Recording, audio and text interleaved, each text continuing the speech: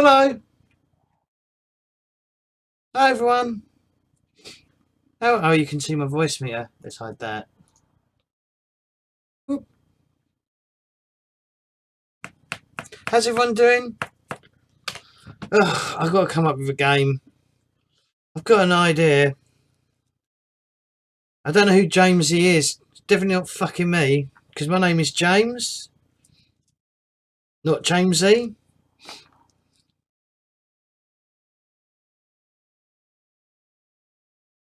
Hey, guys. I don't know. You're talking about some strange weirdo. I don't know.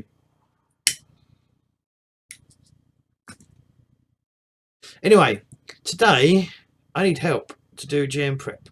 Now, I've come up with some little ideas. I don't even like Jimmy. I'd prefer just like James. I've never really been called like pet fucking names, and fuck if I'm going to be called pet names from now anyway. So, we're playing a game called Tales from the Loop. I might have also wrangled a free copy as well to give away, but hey. I don't like Jim. I don't like Jim, Jimmy, Jimothy, because that's too close to, yeah, good. So what we got to do? So I'm going to go. So there's things that I want. There's definitely like stories that I want sort of focused, well, not focused around, but it is a backdrop. I definitely want there to be. Should I go through what I've thought about and have written down very, very minorly? I spoke to my friend Dave about this as well beforehand. So this is all I've got so far. So no, not Jim Bob, neither.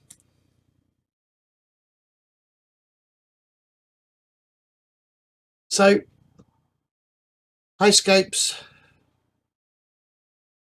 So a doom love affair between a teacher and an older student. The thing is, I need to figure out. I'm not too sure on when school. Yeah, something I might start, which has been in my head only today, was like the first episode should probably start just as the end of the summer holidays, or summer vacation for schools. But I don't know when in America when they go back, because I know they break up earlier, and I think they go back earlier. Because in the UK they go back in September, the first week of September. What is it in America? Because I don't know enough about the school system of America to figure it out.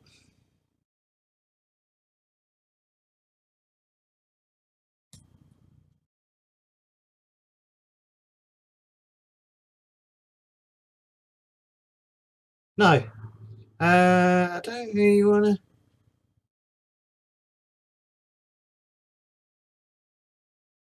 Middle of August, generally. Okay, so it'll be around the middle of August, yeah.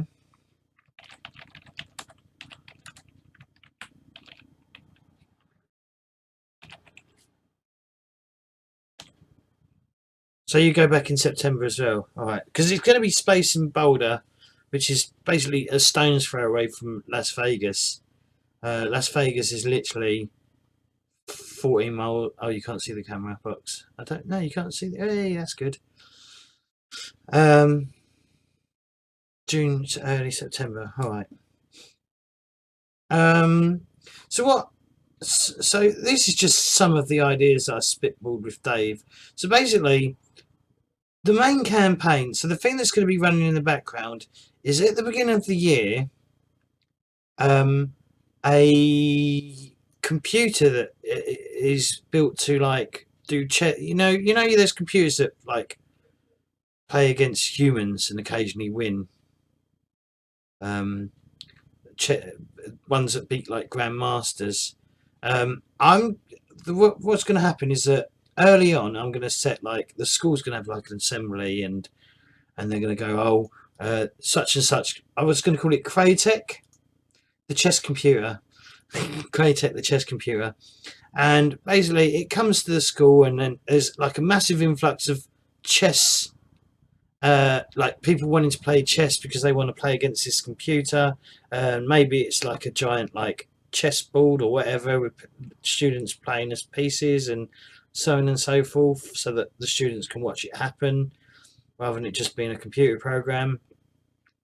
And basically during the game the computer becomes self-aware, and for some fucking reason the school is built on the school is built around like a massive mainframe that generally does like housekeeping stuff, like sorts out school schedules, keeps hold of grades, disciplinary stuff, and all that malarkey, all the basic stuff, like has letters and stuff. But it's this massive mainframe, and this computer becomes aware during the chess game is losing maybe, and then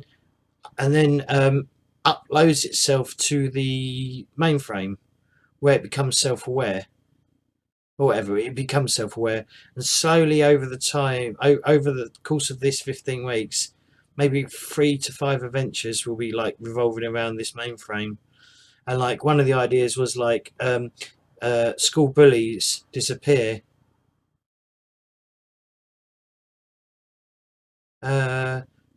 Yes, I guess it does. It wants to take over the world.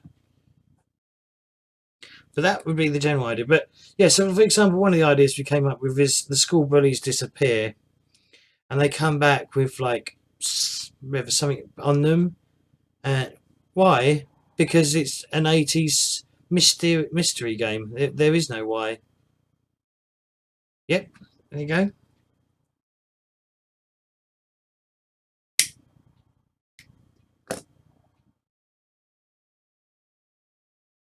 And so yeah, so these bullies disappear, and they come back, and they're like almost being controlled by this computer. It's not very well controlled, and they sort of like have no personality. And that's why we've got like sci-fi zombie plot. So they become these like science fiction sci-fi zombie plots and stuff. Sci-fi zombies, like almost like the Borg, but not. I mean, whether it's like, it's got to be something that can be taken off. Maybe like it's an ear, something that plugs onto the ear, or it's, you know, almost like a hearing aid type thing.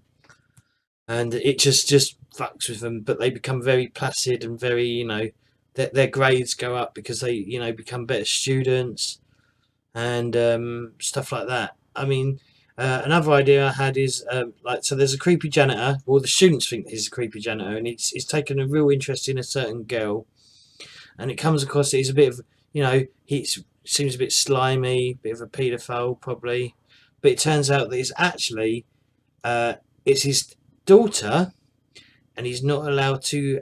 Hello, hey, oh my god, old man Jenkins, yeah. Hey, Nora St E 20141. Oh my god, that's a mouthful. And Nora, okay, hi Nora, and yeah, so that's the general. Oh god, I didn't even finish.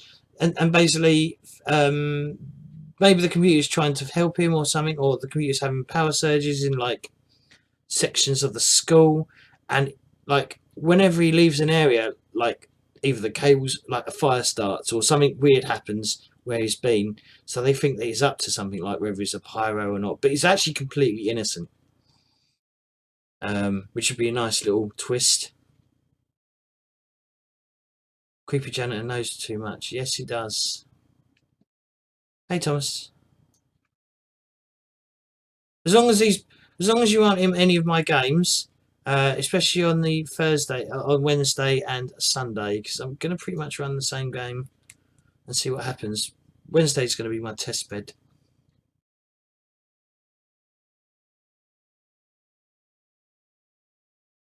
So things I'd definitely like to see happen, or scenes that I'd definitely like to have, or places I want. I definitely want an arcade. An arcade. Oh, that didn't work.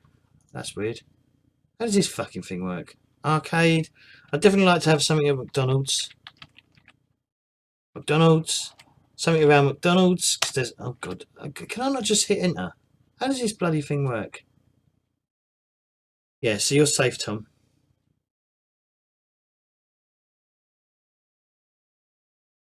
See, I just want to actually have some things written down. So what might actually help? What would help? So let's have a look at the rule book. So there's the PDF. There we go. There's the PDF. Does it fit? Just how cut off is it? How much is cut off? Ah. Oh, that's not too bad, is it, really? So let's have a look at mysteries. So we want to go to page, it's going to be a few pages in front. 78. Okay, mysteries. So mystery is a scenario for the kids to play, like a comic book or a TV show episode. A mystery has characters and a plot for the players to uncover. Unlike these, a mystery has no set chain of events, which turns the story takes and how it ends depends on the choice the kids make, and to some extent on chance. There are 4 complete mysteries ready for play in chapter 9 to 12 of this book. More mysteries take a couple of hours to solve. Each mystery has a structure that includes 6 phases that will help you as a games master to set the scene and put the kids into trouble.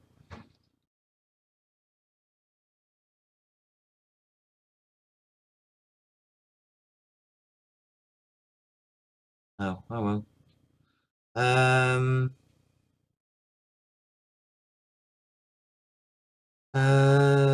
This chapter explains the structure of a mystery and guide you as a game master in writing your own scenarios. The structure is also an aid for you to write your own mysteries. This is for the games master eyes only. Inspiration for mystery. So this is where I need inspiration. This is where I need to get some inspirations. 20%. How's that? Maybe a bit more. How's that?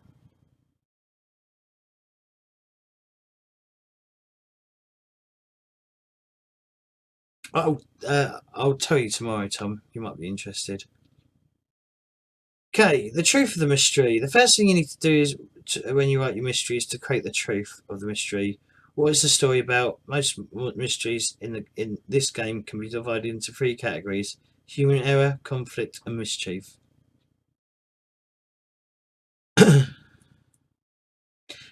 Human error mysteries are about people's inability to manage the great things they have created. The scientists created a time machine that has lost control of and has been thrown back to the Stone Age. I don't know. Yeah, the hole in the fabric of time is open and creatures wander in and out. Alright, so there's like a actual hole.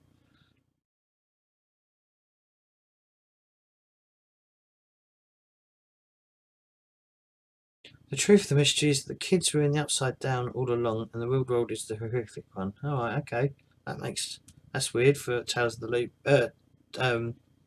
Stranger Things.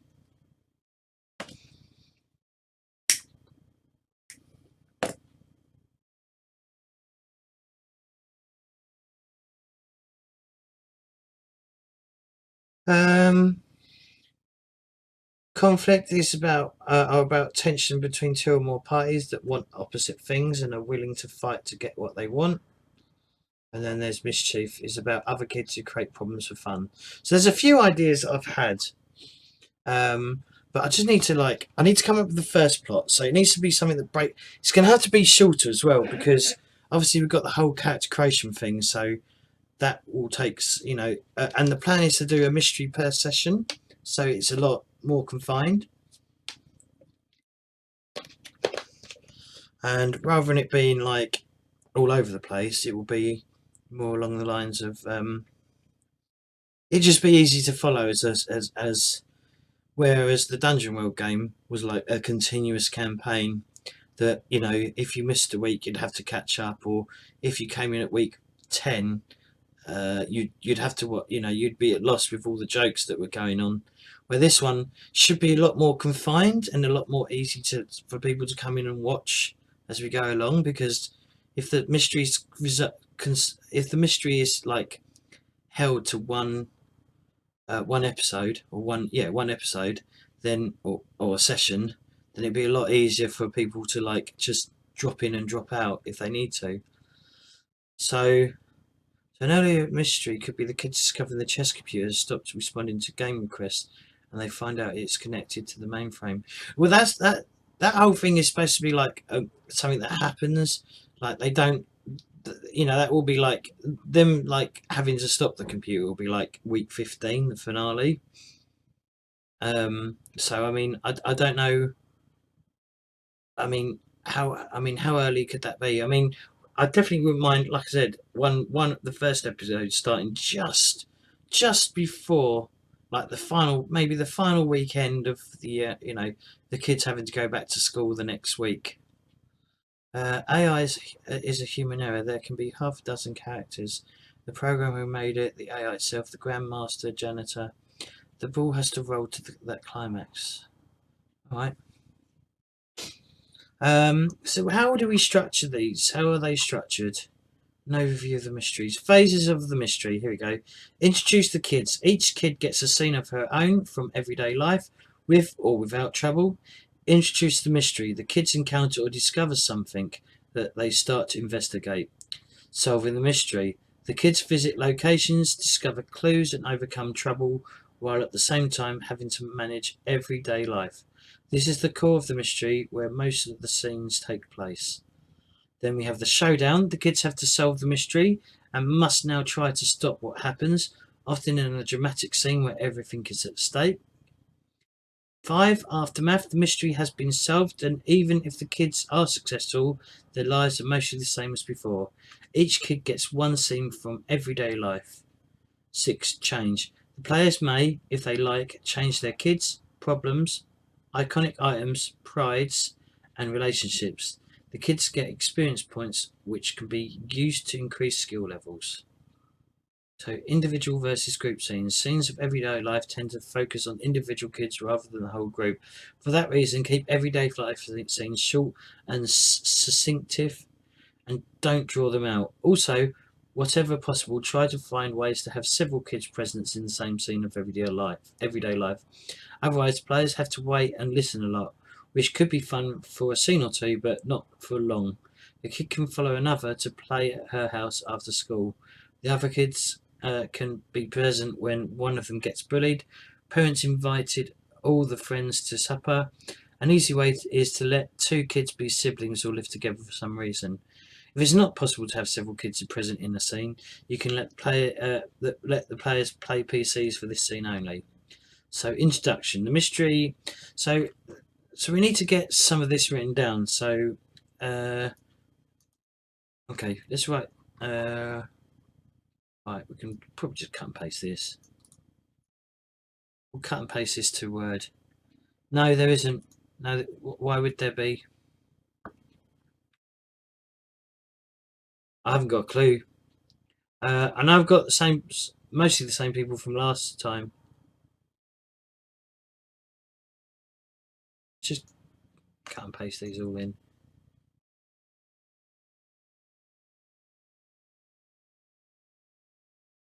Do I want to do it? I don't really want to do it on this, do I? I want to do it more on. Probably want to do it on here. Let's do it on Roll20. How does? Okay. All right.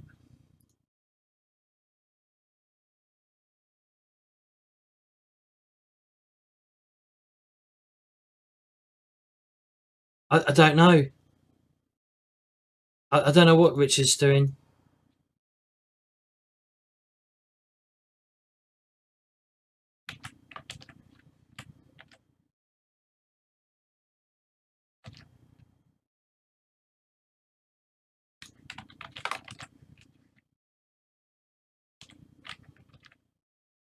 He was like, if I didn't get my game this session, I might not come. So I don't know what he's doing.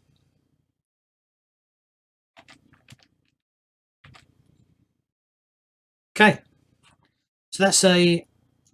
How do we move this? So that's a mystery build up,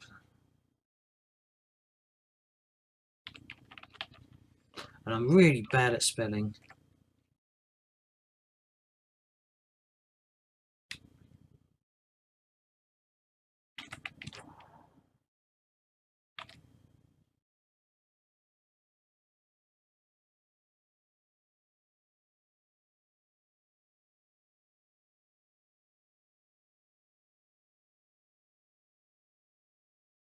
Fair enough.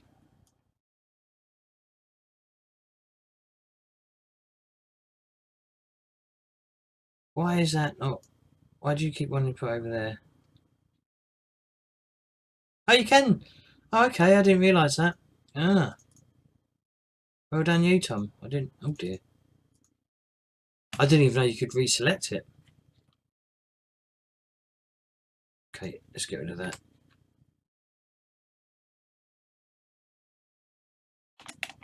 McDonald's. I definitely want a Circle K. Uh, Circle K. Should we look at the world map? Uh,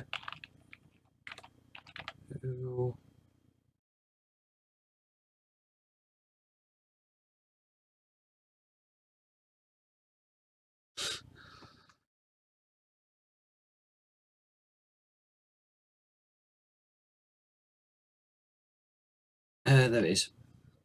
So let's zoom in. Let's see what there is. So what locations do we have? I know there's a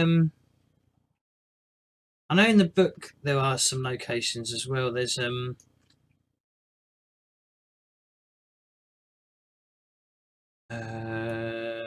what chapter?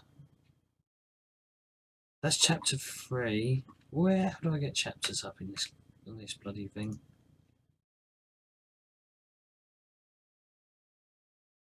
Is it this one? Oh, okay. The US loop. Okay.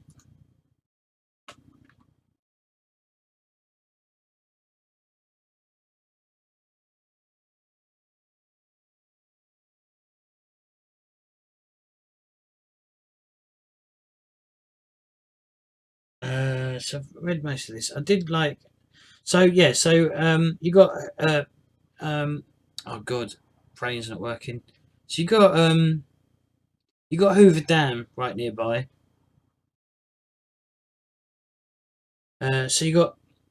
Is it close enough? No, it's not. How do we zoom in a bit more?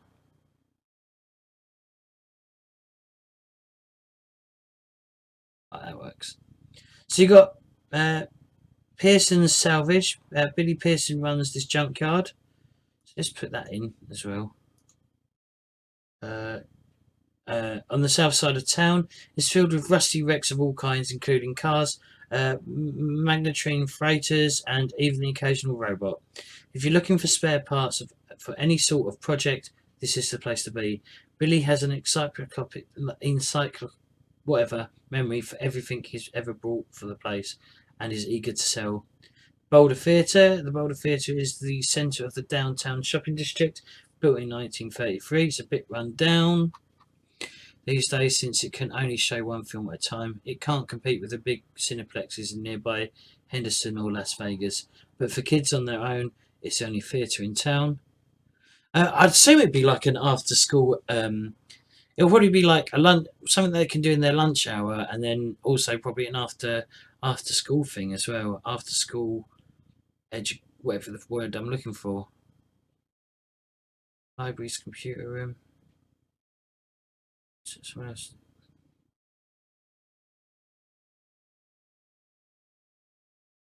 Well, I'll figure out. I'll see if I've got enough players. If I've only got 2 players, then yeah, thanks. Then you got Boulder Dam Hotel. This sun-bleached small hotel once housed important people visiting the dam when it was being built. Citizens are mustering an effort to restore it to its former glory, but it's a work in progress. Still important outsiders often stay here because of its central location. So where is it anyway? Where is it? Boulder City Dam Museum, Boulder City Library, Mountain View Care Centre. Unless it's been knocked down. Boulder City Gap, the Church of Jesus Christ of Latter-day Saints.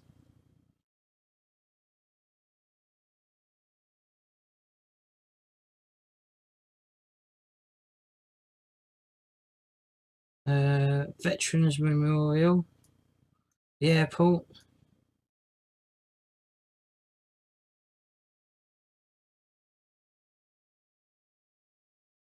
There's the hospital.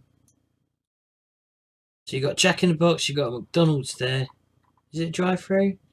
Yeah, it's a drive-through. How people are parking for that. Boulder City Elks. Riley's Auto Parts. The Chicken Shack. That's well popular. Western Union. That's like what are they called? Ones on the high streets in the UK aren't generally drive-throughs. I think I saw a Taco Bell. I don't know what A&W is. Fast food chain for burgers and root beer.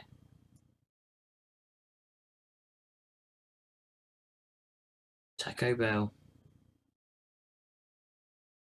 Subway. Well, is that a drive-through as well? Never seen a Subway drive-through.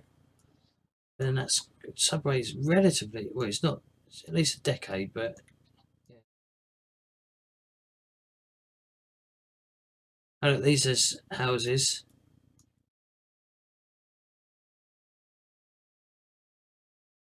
So, what do you think I should? It's a root beer float and burger place. That is the only chain in the USA that gives you vinegar for your fries.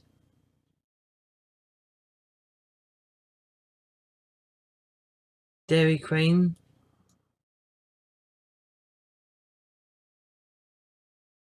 They give you vinegar. Wow, that's weird. Chips. Salt and vinegar on your chips. It's the pool. Maybe we should have something happen there as well.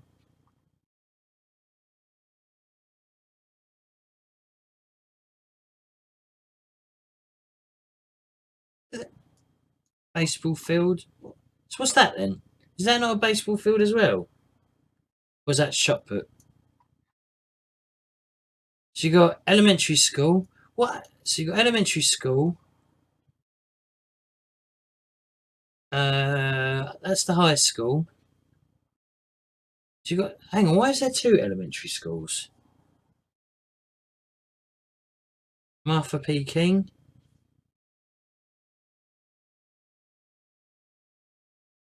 So where do? So elementary school is what ages?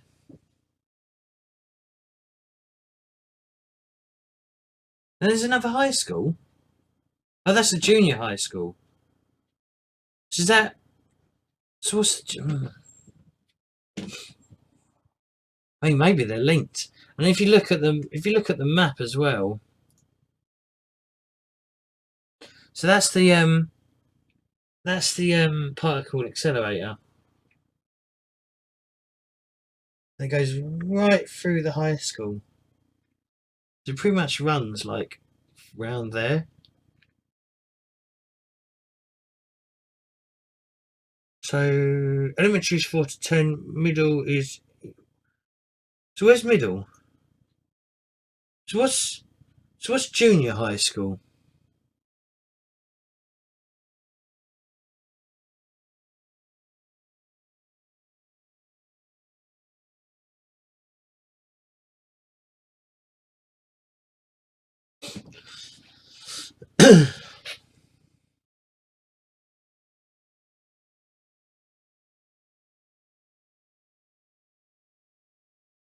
I mean, I wonder how much different this would be. I mean, how much development has happened since the 80s. I mean, it might all just be as old. I mean, I'll probably, just for ease of things, I might just keep most of it the same. I mean, there's probably new like chains of restaurants in here that no longer or weren't around when it started, when in the 80s. 87. They have high streets in America.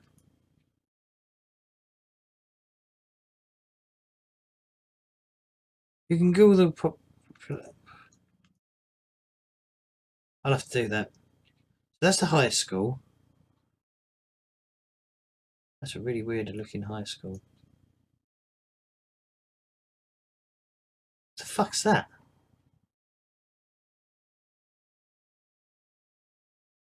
Tennis things. Oh no, they've got a football field. That's weird. Don't often, didn't expect to see that. That's a bit wonky.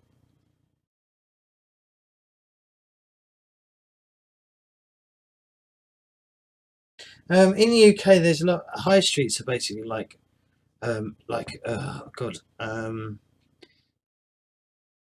So like towns generally have a high street which have like shops and stuff in it, and generally they're, well, nowadays it's more like chain shops and things. So it's a bit like a outdoor mall in the sense that, you know, there's like a row of buildings like that, and they're all shop fronts.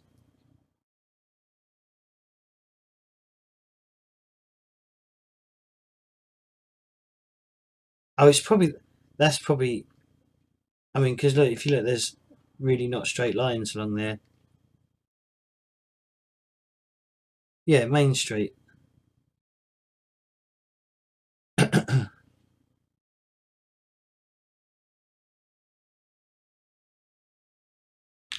So let's.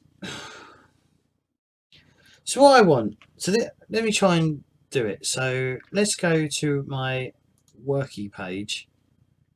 So we're gonna have straw shape. Let's go to black.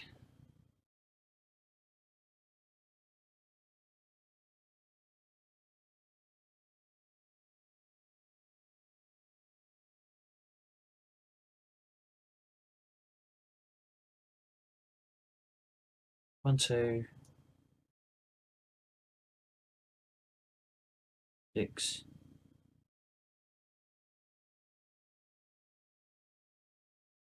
7, 12, 13, 14, 15.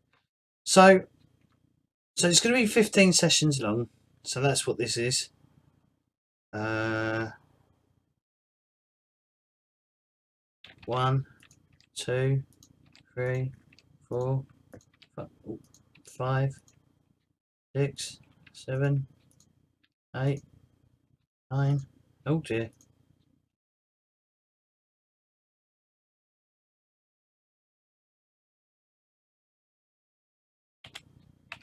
9,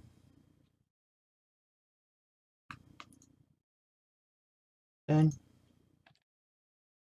12, 13, 14, 15.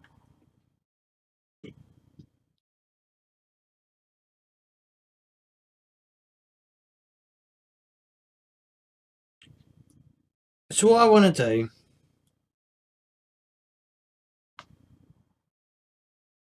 it's just a layout. So that's 15 weeks. All right. So that's the 15-week games. So what we need to do is we need to come up with, most towns have a main street. Not all cities have the same kind of thing because their old main streets were redeveloped 10 times over. All right. So what I need to do is, first and foremost, we need to focus on session 1, because that's going to be the important one. So session 1. But it'd be good to work out. I mean, how many episodes should I have that tie into, like, I guess it would be called a meta plot, wouldn't it? It could be between, I think it's going to be between 3 to 5.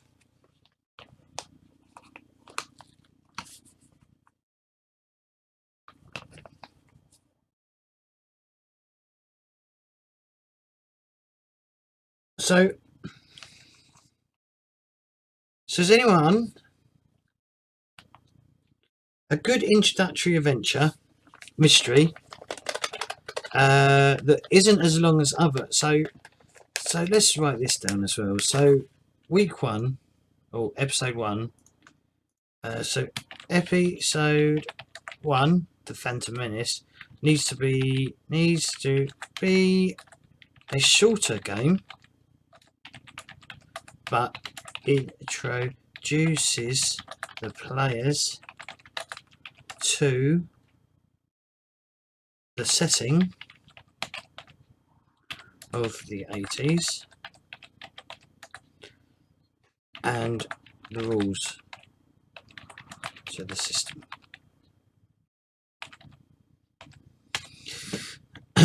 Okay. Right. So this is what I came up with. So these are some of the things. So I want to do one which is going to be based around Bloody Mary, but it's not going to be Bloody Mary. It's not going to be the same thing. Let me zoom in a bit closer. How do I zoom? Oh yeah. There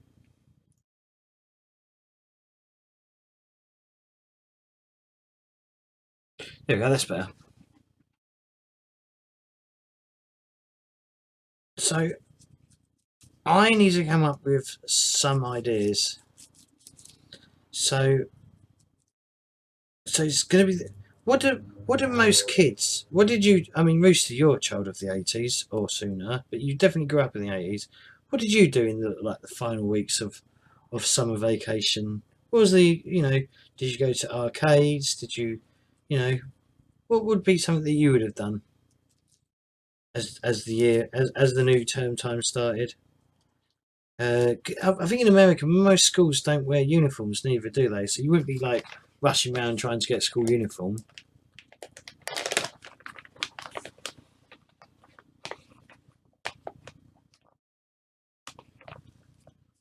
You was a wild child. Okay, so you hiked around school, around town. Did you play video games? Like an Atari or Commodore 64?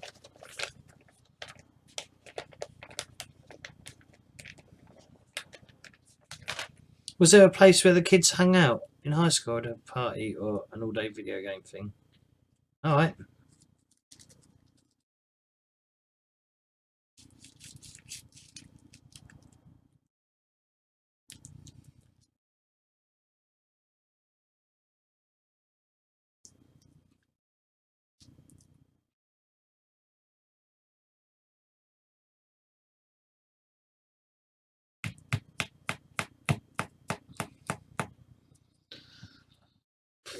See, this is where I get writer's block.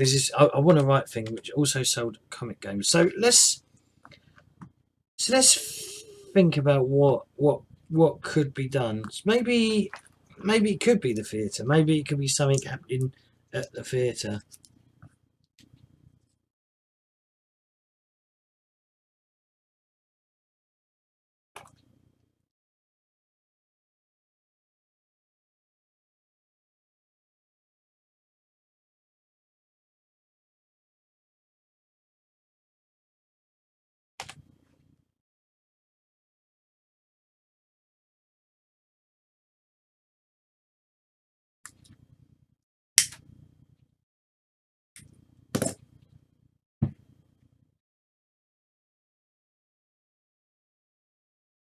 Ideally, I need to get something written for tomorrow.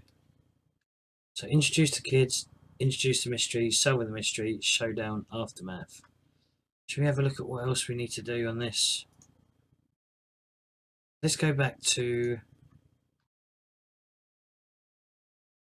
mystery landscape, the mystery.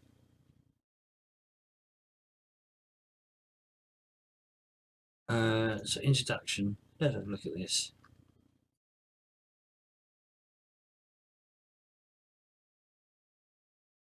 So introducing the kid. The mystery starts with each of the kids playing a scene from everyday life.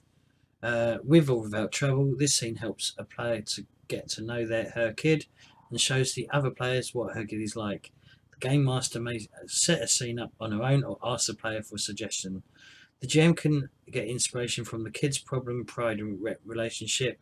A general piece of advice is not to choose the most obvious scene. Don't overthink it. Is to choose the most obvious scene.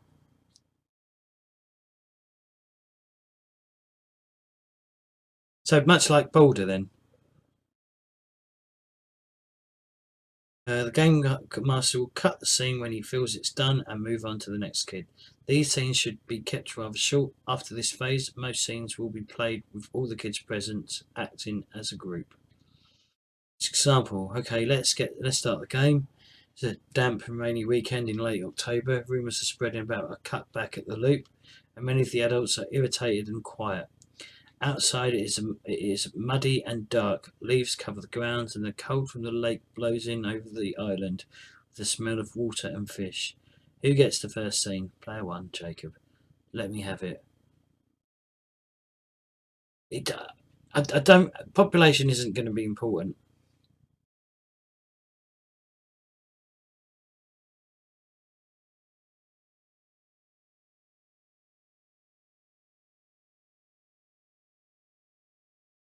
You probably could Google it, maybe. Let me have it. Do you have an idea, or do you want me to give you a scene?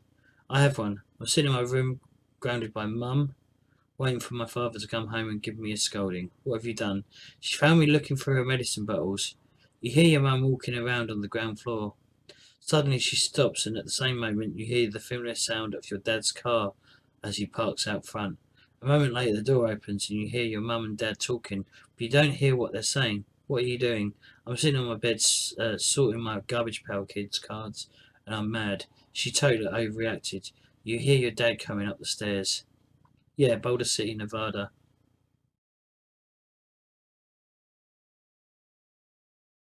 Phase 2, introduce the mystery. Next, the mystery is introduced. You let the kids encounter or hear about something that arouses their curiosity. This usually happens in a single scene where all the kids are present, but it can be stretched out for several scenes. If the mystery was introduced without all the kids being present, you should set up a scene where everyone is present and able to talk to each other before moving on to the next phase. You can use the truth of the mystery to figure out how to introduce it. Let the kids get a glimpse of what's wrong or different, but they shouldn't be shown the whole picture.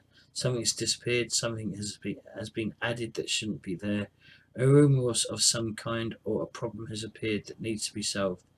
If the kids don't seem interested in solving the mystery, you should remind the players of their drives. Phase 3, solving the mystery.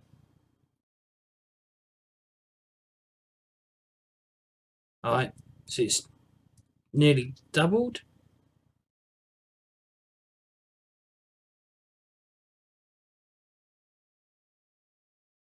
It'll probably be about 10,000 then by 87, maybe.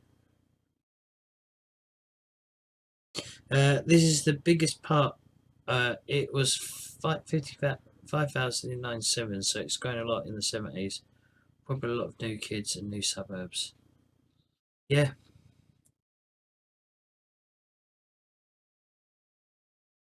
It was built, it was mainly built for Hoover Dam.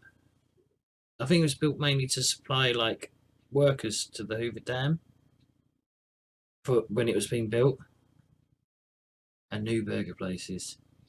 Phase 3, solving the mystery. This is the biggest part of the mystery where most of the scenes will take place. The kid visits locations and talks to people looking for clues, overcoming trouble and trying to solve the mystery. You set the scene about the mystery and everyday life, alternating between the two. In most scenes, all kids should be present if possible. The kids have been split up for one or more reasons. You set up a scene where everyone is present. You can simply ask the kids, where do you meet up and what do you do? You may improvise new troubles in a scene. A caretaker shows up or a guard dog spots the kid. Okay. Map. A core feature of Phase 3 is usually a map that depicts the part of the loop area where the mystery takes place. The map should be put on the table for everyone to see. Most often there is one map for the players and a secret map for the GM with all locations marked. Okay. Typical ways to introduce the mystery. A child has disappeared. Rumours spread about a runaway robot that wanders the lands. Lumps that look like eyes grow on the bodies of the kids. A strange house appears in the middle of town and the adults behave as if it's always been there. One of the kids finds a gap in the ground leading down to a huge network of paths. A strange girl starts in school. A cyborg is hiding in the woodshed. The Bonner towers flicker and disappear for a few seconds.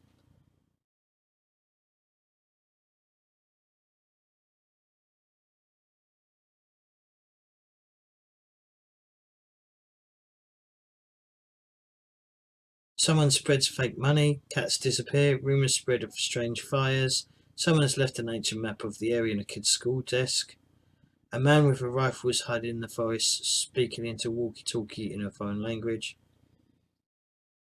In most mysteries, there will be 3 locations to visit during this phase. This is a good number of locations for one evening mystery. When you write your own mysteries, you may plan for more or fewer locations. At each location are usually some sort of clues. So 3 locations. So let's write that down.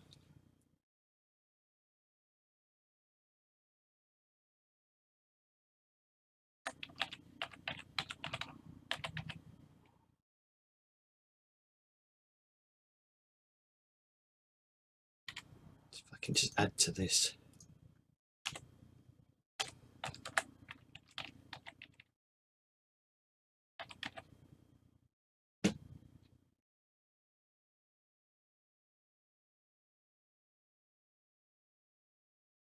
Relocations. No, that's not it. No, that's not it. Oh god, am I off camera?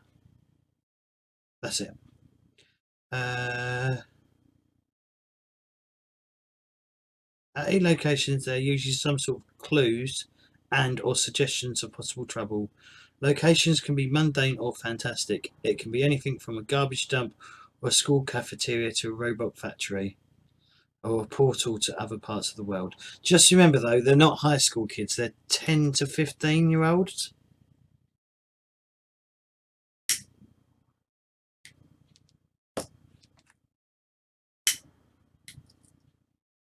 Does not matter if the kids don't visit all the locations, as they can be saved for later mysteries.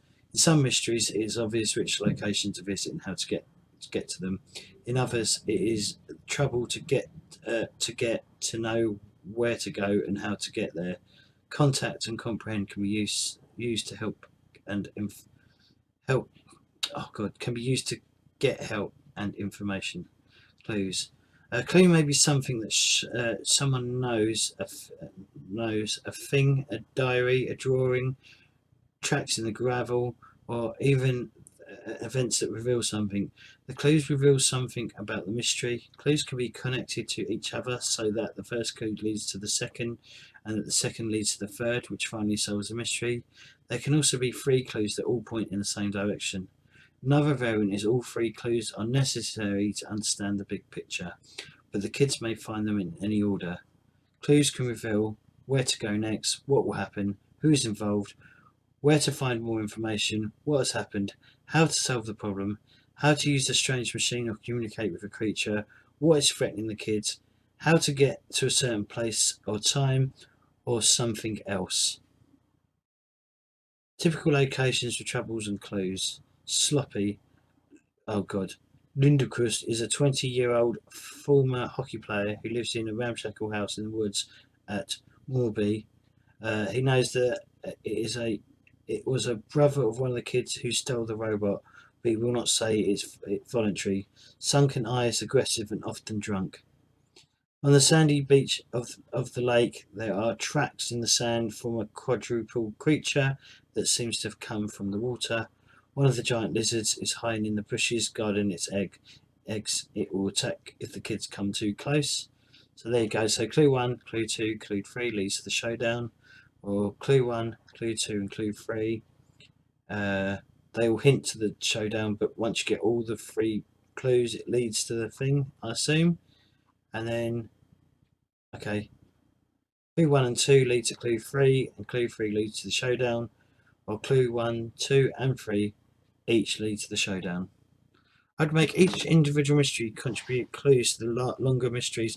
One mystery is getting the chess computer to work again, and the clue to the main plot is that it connects to the mainframe. Okay, that's not bad. But I don't want to. I don't want to throw that out till like I said, that won't probably happen till like episode 2.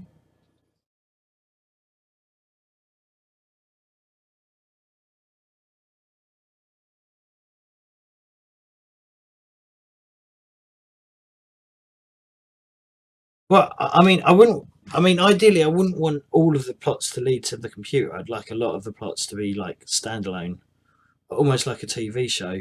You know, where you get filler and stuff.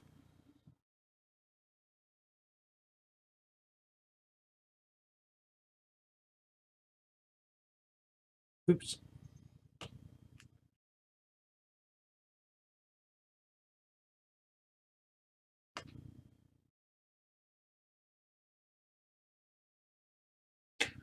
Wouldn't it be easier if I just sat in Discord and had people come and talk to me directly in Discord?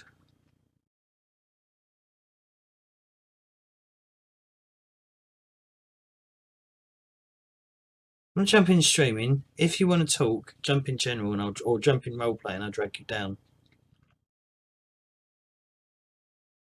There we go. That'll be easier, wouldn't it?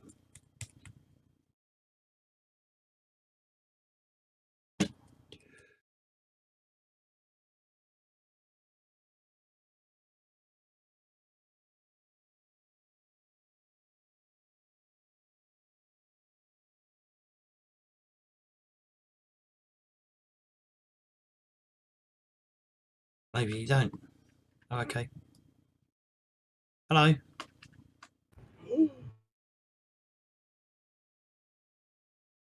Hi, Rooster. I'll just contribute comments every now and then. All right. So, what do you think? I mean, I can see your point that each mystery should lead to it, but that'd be a lot of fucking work. And like I said, I'd like filler episodes as well that have nothing to do with the plot, that could be completely separate. Like, I don't want everything to be revolving around the school. Do you know what I mean? I want plots outside of the school that don't have any I get that. bear any resemblance. But I was thinking, like I said, between 3 to 5 of the episodes sort of advance the meta plot, I guess would be the term.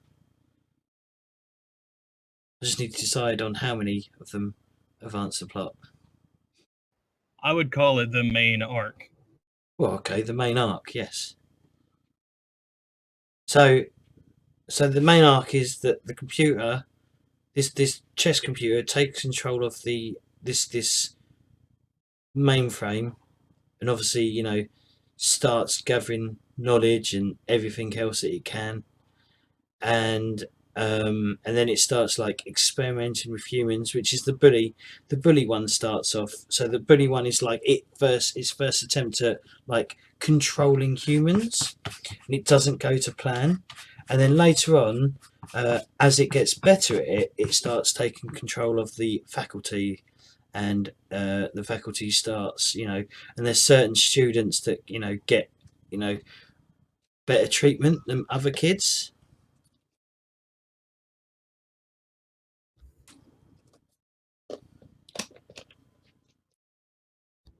So you're going to make the teachers evil. Yeah. Yeah.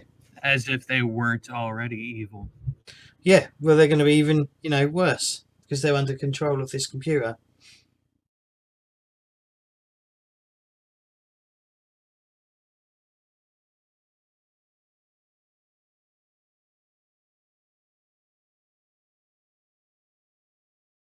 Right, this is awkward. So, like I said, episode 1 will need to be a shorter game because some of it will be taken up by character creation. And then, and I mean, the reason why I want some plots that I can, which are like standalone, because I'm running it on at the club my club as well. And we only have about 3 to 4 hours of game rather than 4 hours. I can always like drop an adventure if I don't need it. Where this Sunday, where when I'm running it on the stream, I'm not limited as much by time. I haven't got the time restraint. Yeah. So episode 1, I want it to start just before the beginning of term. So maybe it should be something that it plays up on the fear of new beginnings.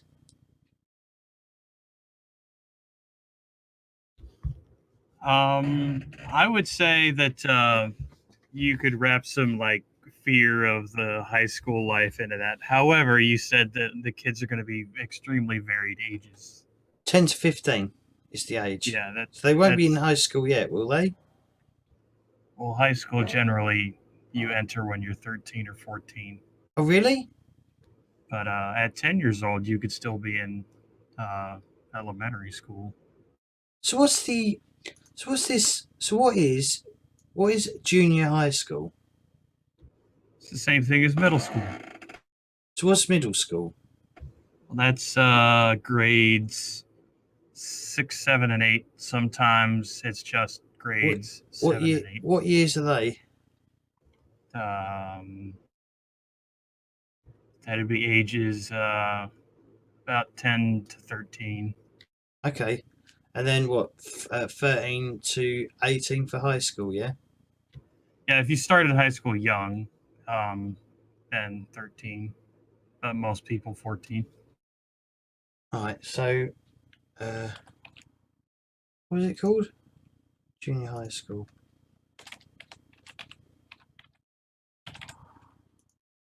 Do you have to map the ages?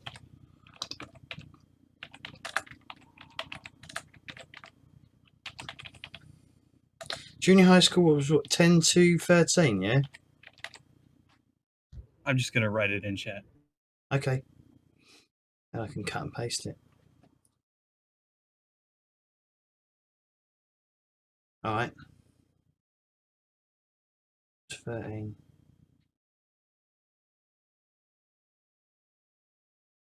Give or take a year, because some people start a little bit younger or a little bit older.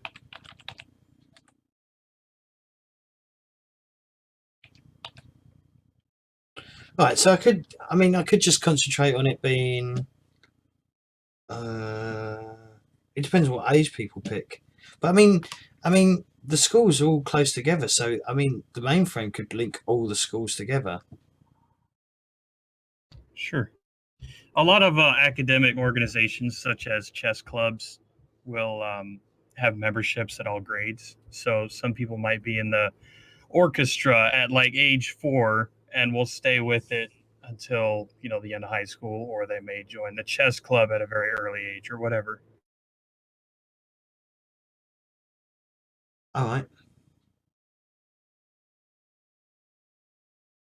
So what do we want to do? So right, we'll ignore school for now because that will be something on the horizon. So high school is grade 9 to 12. All right. Because in England, we go to. So we go to. Well, for me, I don't know what age I started, but we generally leave primary school around 12, and we go to secondary school. 11, I'd say. Yeah, 11.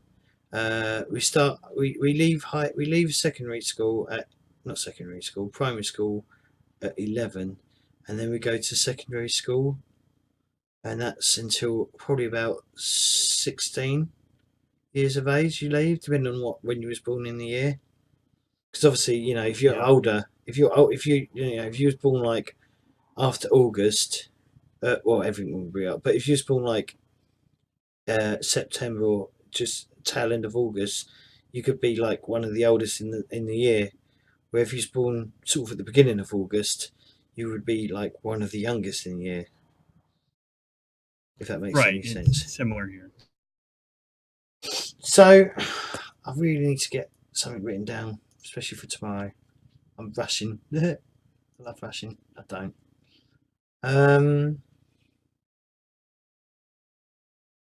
So I think it should be. I think it should be as simple as possible for this. For the first game, it should be as simple as possible. So it'll probably be like clue 1, clue 2, and clue 3 all lead to the showdown. But you can have like 2 of the 3 clues. Obviously, if you get all 3 clues, you have an idea of the bigger picture. But with clue 1 or 3, or clue 1 and 2, would still lead you to the showdown, so that we can skip clue 3 if need be. So what's going to be the mystery in the first episode as the kids are getting ready for school? Fuck knows. You have to know what the mystery is before you can write the clues. I know, but God knows.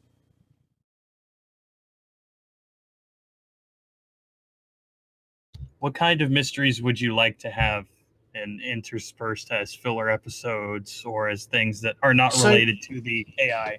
So one of the ideas I had was like almost so one of them was like an arcade. So there's an maybe it's a new arcade place has opened. It's very popular and stuff. but kids keep disappearing from the arcade. And the idea is, I was going to go for the bit of a Tronny idea, where they've been where the players, depending on what maybe it's a certain game, if they get a high score, maybe during the night they just sort of get sucked into, maybe if they've got like a telly or something or whatever, the telly switches on at home, and then they get sucked into this like Tron-like world where they're having to like work or whatever, or are slaves to the system or whatever. That's one idea. So that would be unrelated to the AI? That would be unrelated to the AI, yes. I think your players would automatically, once they knew about the AI, they would start investigating the video game again and be like, this must be connected. Okay, so maybe I shouldn't do that. Or maybe I should save it. Could be an optional thing that relates to the AI, right? Right. Like maybe there's just a lot of these mainframes being installed everywhere that are causing computer systems to become weird. Like maybe this mainframe that's under the school is magic. Well, the thing is, Tales. I mean, that I did ask, like in a forum on Reddit, like, does Tales of the Loop lend itself to supernatural? And the census generally was not really. It should be more sort of a technological problem, maybe. Well, I've seen in the book that it mentions monsters and things. And yeah, but it's more like, I mean, like, for example, yeah, but that's like a tech. Like, for example, okay, let me give you this big list of inspiration. What it talks about. Stranger Things, Teen Wolf, all supernatural in nature. Okay, you can get a lot of inspiration from books and movies. The car from Stephen King's Christine could be a mad robot or a magnetrine ship. The clown in It could be a murderous cyborg, and the bullied girl in Carrie could get her powers from advanced technology. The Adventures of the Famous Five by Enid Blyton could be set in the Land of the Loop. Many technological oddities found in Doctor Who and Star Trek can be placed by the Loop in the 80s, and causes all kinds of trouble. Time machines, compression fields, 3D glasses, the Fabricator from Doctor Who, or the Shrink Ray from Honey, I Shrunk the Kids are all possibilities that could be introduced. The mystery should have the same tone as movies and TV series like E.T., The Goonies, Stranger Things, Super 8 and Scooby-Doo. So the supernatural gets replaced with more tech-based things. So these mainframes that are getting installed in the arcade and in the school are made by some manufacturer that's using some new chip that is allowing these machines to connect to each other and do bad things. Okay. It's not magic, it's just a weird new chip. Well, I mean, yeah, but the thing is, though, that this, I mean, like, one of the ideas I had. See, this is where I get writer's block. So, for example, like Bloody Mary. So the idea that I had for that is like, children disappear. They people were talking about, Bloody Mary, and it's true and stuff. But basically, saying the words in the locker room sends a person to a mirrored world. So parallel universe type thing. That's definitely supernatural. Yeah, but it's done. Yeah, but it's not really, though, is it? A magic mirror with magic spell words. But it's more of a technological thing. It's more like, say, a password that makes mirror that turns the mirror into like a doorway or a portal to the place. How do mirrors technologically serve as these portals? Don't know. Don't really need to say how it happens. It just does. Well, you kind of do have to say how it happens if you're going to write clues in a mystery that the characters can solve. Well, basically, the particle accelerator that runs under everything it causes weird things to happen.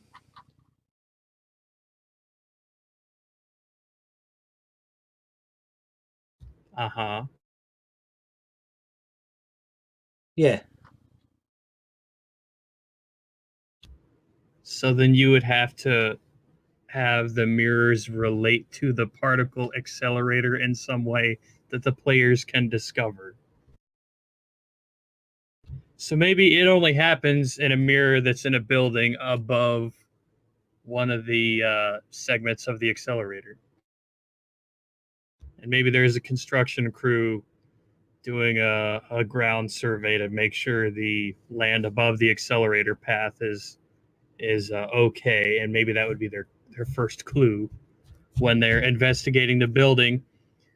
It's coming together in my head as the kids are finding out there's a kid that went missing in this building. It's like a local haunted house legend. They're investigating the building as they're wandering aimlessly during the summer, and they see the construction crew, the survey crew, and they find out that it's because the particle accelerator is underneath that building.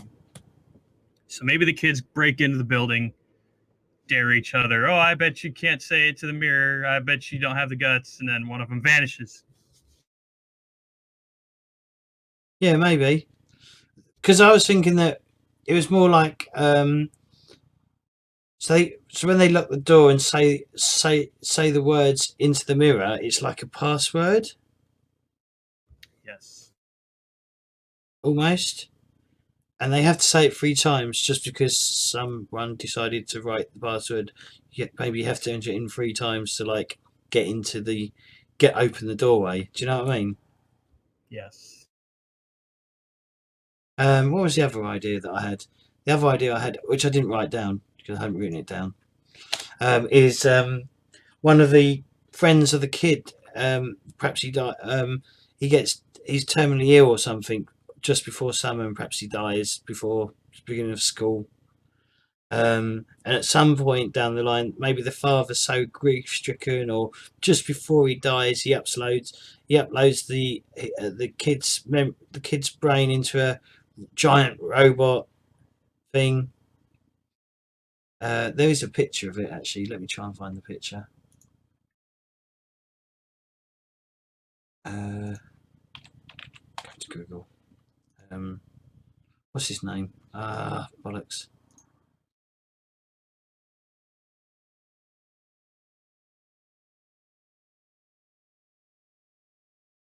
Bollocks robot.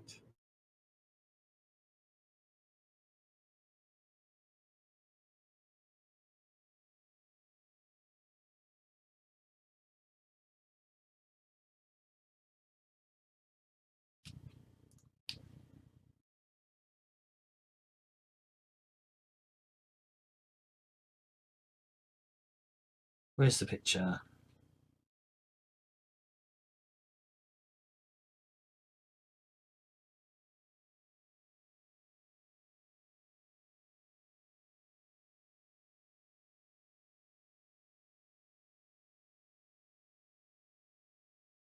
I'm seeing a lot of robots. Yeah, there's one particular picture that I'm looking for though. I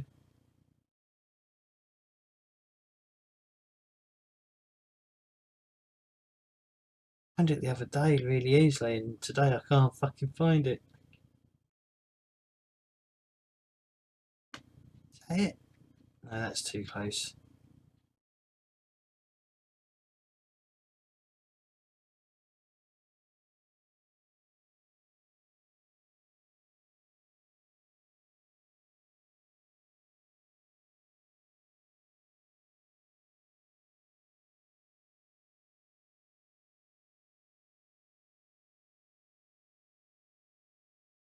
Is it?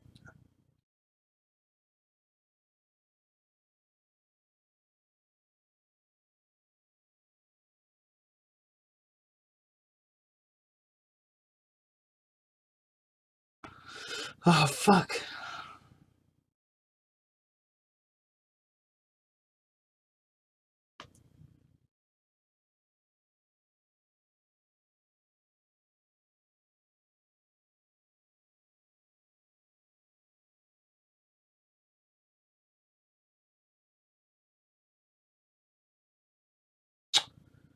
Fuck's sake.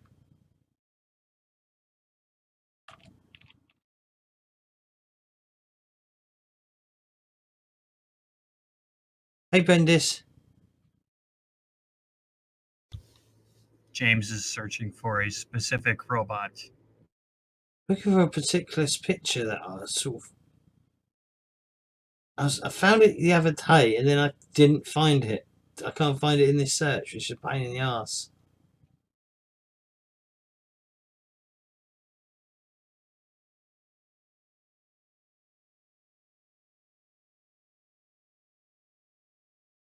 Basically, it's this giant robot, and there's a load of cop cars, and there's cops shooting at the robot, and it's this big, like, size of a crane type thing, like massive, like big, monstrous machine. And one of the ideas that Dave had when we were discussing it, because he said, "Oh, that's a really good idea." It's sort of like that, but much bigger. But there we go, found it. That's the picture. And basically, this robot keeps turning up at places where the kids hang out at.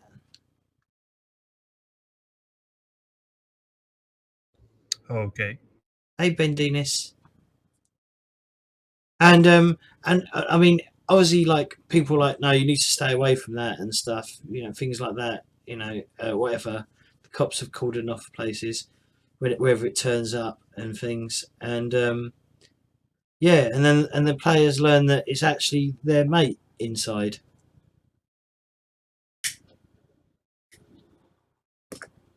No, So what does the robot do other than hang out? I don't know. I don't know. I don't know, Dave. Rooster. Yeah, whatever my name is. Yeah, whatever your fucking name is. Kevin. Just isn't Jamesy No, it's definitely not Jamesy. or Jimmy or Jimothy. No, none of them. You're the one whose name is Jimothy. Okay. But yeah, I mean, this is half my problem. I can think up some ideas, but it's just trying to make them work is my problem. Does that make any sense? And that's been my trouble all my life. It's just I struggle to like come up with ideas. Well, I can come up with an idea, but it's just trying to make it work in a game. Well, my brain functions in a way where it's easy to wrap all that together. But my suggestions that I've given you, you've shot down. Have I? Yeah. Like what? So the robot, the dad is like an engineer in the particle accelerator, and he uses spare parts from the particle accelerator. So the robot is independent from the particle accelerator phenomena. But obviously, if the kids make friends with the robot, they look at the robot, they climb on it, whatever, they see that it's like labeled particle accelerator parts. So this wouldn't be the identity of the parts is not the mystery, right? The identity of the robot is the mystery. However, finding out how the robot works and what to do about it, that's your mystery. And discovering that it's particle accelerator parts, that's a clue that contributes to your main arc. There we go. Or at least part of your main arc. Arcade hall. Yeah, that. I mean, I was saying about an arcade hall. That's quite a good idea, though, Rooster. Yeah, I do. That's an idea. Yeah, so the kids are at an arcade. The summer's ending, and the robot shows up for the first time, and it's at the arcade, but it's not doing anything harmful. It's just there, probably wrecking the parking lot because it's walking around the arcade. So that's why the cops get involved, right? Kids are probably terrified, but the robot is behaving in a friendly way toward them. It's not threatening. So maybe the robot's like reaching one of its arms and is trying to play one of the games. It's near the door of the place. And the kids are like, oh, it just wants to play the games. That's their first clue to the identity of the robot. And then the solving the mystery of the robot is they've got to tell the kid and the robot, you're going to have to stop walking around town and wrecking everything. So the dad has to shut down the robot or transfer the kid to one of the mainframes. Yeah, So which that's could your solution to the mystery at the final part of it. that could hint to the solution. Yeah, that's not bad actually. All right, yeah, let's do that. But we need 3 locations, though, don't we? So So my idea for your second location, your first location being the arcade where it starts. Second location is the kid's house where they meet the kid's dad.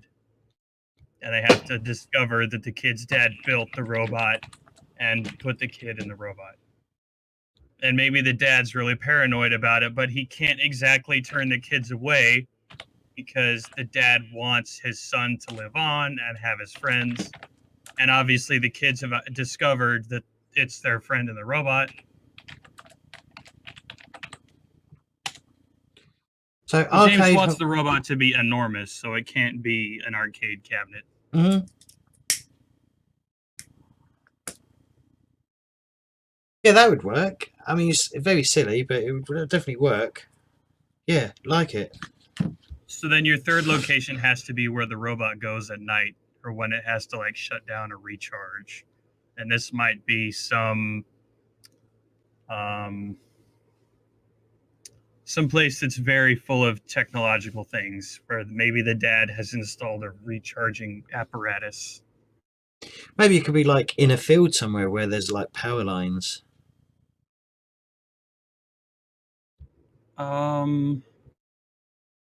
Junkyard, someone's saying.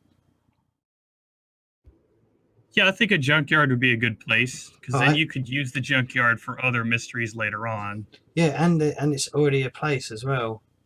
Yeah, nice. Good call there.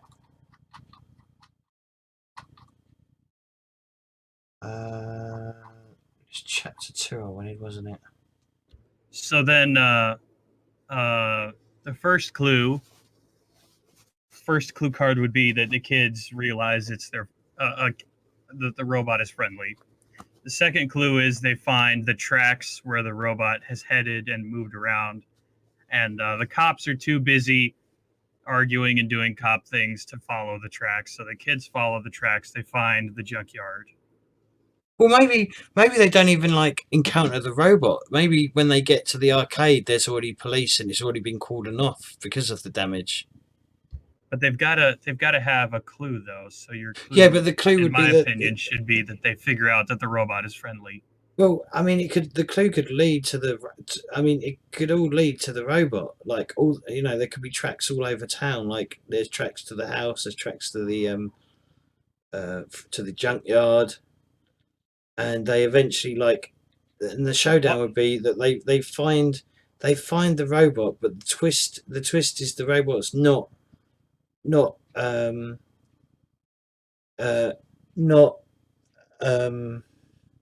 not aggressive towards them. Maybe. So you're talking about having a whole episode where at the end they figure out the robot is friendly. Yeah, because that would be the showdown. So the robot sticks around. Maybe, or something, or something has to happen. Like the dad has to deassemble it or put it in a smaller robot because it's far too big. Maybe he's still like building the robot or the smaller robot. In my opinion, you have to introduce the robot at the beginning of the episode so that you could end the episode with the robot being shut down rather than have it happen all at once. Okay.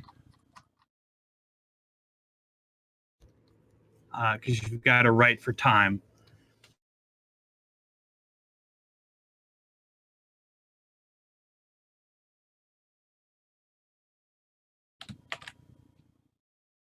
That is Pearson, isn't it?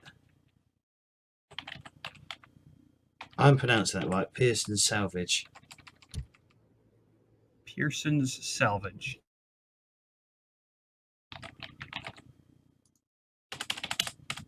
All right. Okay, let's get some of this written out. Are they what were the clues?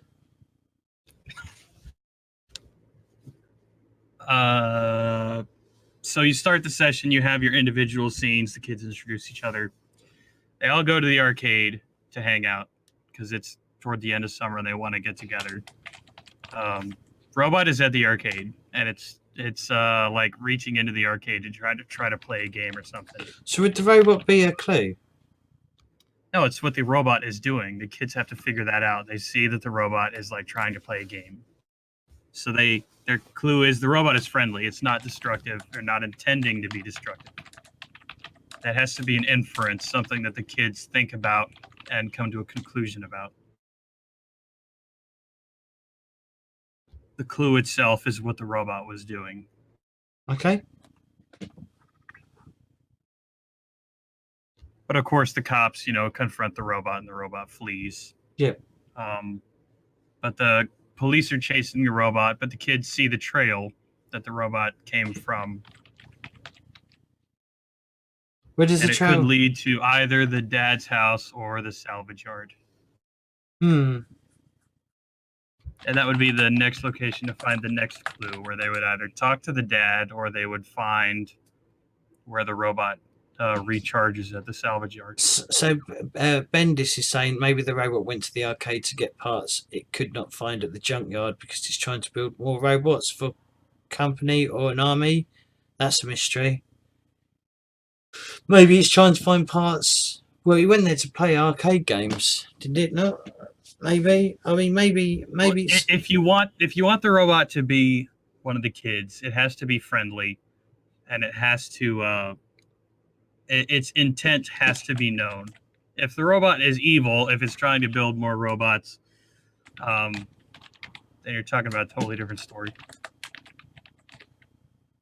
That's up to you, James. Do you want their friend to be an evil robot? No.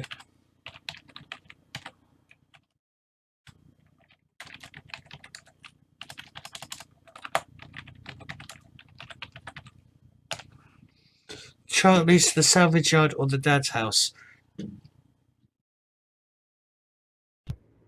Yeah, I get you, but insist. That's what we want to do. We want to spitball all kinds of different ideas. Yeah. Arcade hall, dad's house. I'd have to come up with a name for the dad and stuff, and the kid's name and everything. And I'd have to go. I'd have to speak to the players about it as well.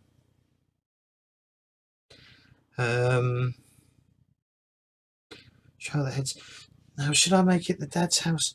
I mean, the salvage yard would make more sense because that's where the robot probably just came from. What if the robot had come from the salvage yard and stopped at the dad's house because the kid is confused and just wanted to go home, and then when it couldn't get into its house, it went to the arcade? Okay. So the trail goes back to the house, which would give them the clue is that the kid is that kid. The robot is that kid. I mean, why else would the robot go there? Yep. And they talk to the dad, and the dad is being dodgy about it, and that's their clue. So the dad doesn't immediately say no or yes, but they begin to think, what if the dad, who is we know he's an engineer, what if he built the robot and put his son in the robot or daughter, whatever? Okay.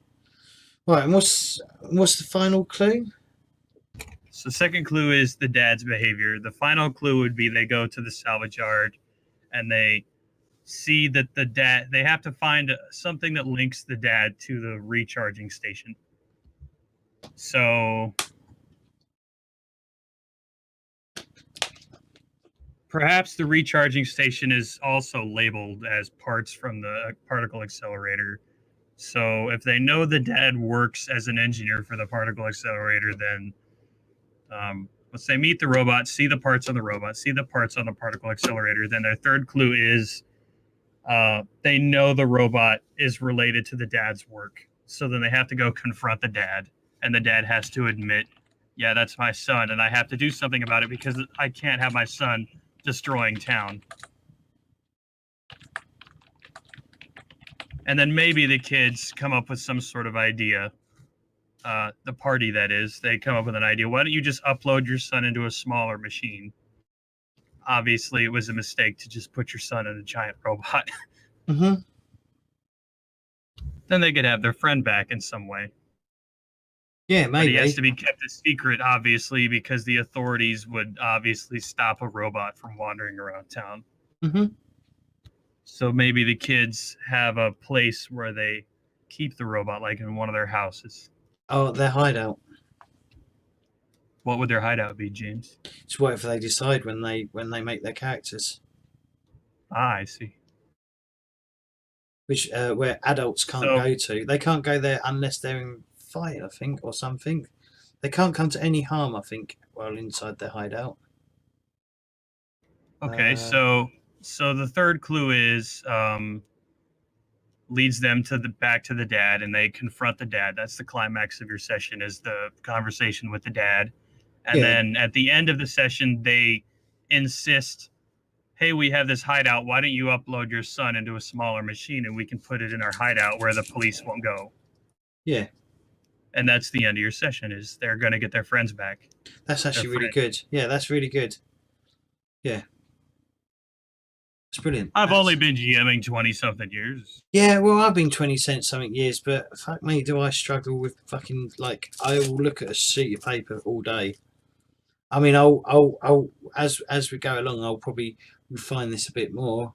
But at least I've got a basic outline of what I need to do. So this would contribute to your overarching plot because the kids would begin to take an interest in special computers and special machines.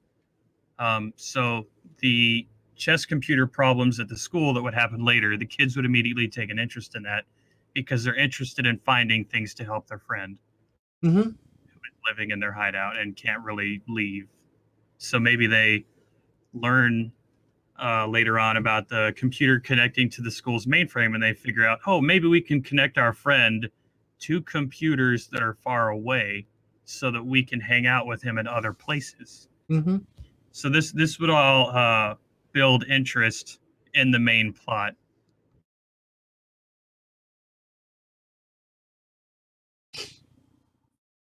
So do you think I should have 5? How many adventures should I have that involve the main plot? 5? 5? How many would 5 be? It'd be every 3, wouldn't it? 1. I don't think you have to quantify it right now. As long as you have the final episode has to be the confrontation about the main plot, right? And Yeah. You probably need one episode early on, specifically about the chess computer. I think that's going to be literally the first, second episode, Right? because there will be I mean, it might even be like the first day of term, and you know when I don't know, but in England you generally have like this stupid long fucking assembly on the first day of term, and where they say things, and they might be going, oh, in about so long, in like a week's time, such and such computer's going to come here and challenge the best chess player in the school. Suddenly all the nerds, And we've connected it to our school's mainframe. I don't know why that would be said, but sure. Well, it's got to be a clue, right? But I don't know if that would be like something. I don't know if that would, because I don't know if I'd want to just hide it up as being like mundane and boring, because chess isn't No, the it's most exciting. It's like the principal's bragging about it. Oh, we got some engineers from the dam project and the particle accelerator come down and connect it to our big computer under the school. It's pretty fancy. So our chess computer is super awesome. And we want to invite all of you to go challenge it and build your skills as learners and be smart. Yeah, assemblies happen all the time here. Yeah, it's totally reasonable. But is that a mystery? That's not really a mystery? Is it a mystery? I don't know if that's really. Your first episode mystery is that a kid disappears, or that someone has been taken over by the chess computer, and the end of the mystery is they figure out that it's the chess computer doing it, and so they've got to think of a solution, and that could be another episode. So that's the second episode? Sure. In my mind, that could work. Well, because the second, in my mind, the second episode is where we introduce. So they get the announcement that the school's going to be like facing this chess computer, and I've lost it. Can I zoom out? How do I zoom out on this fucking thing?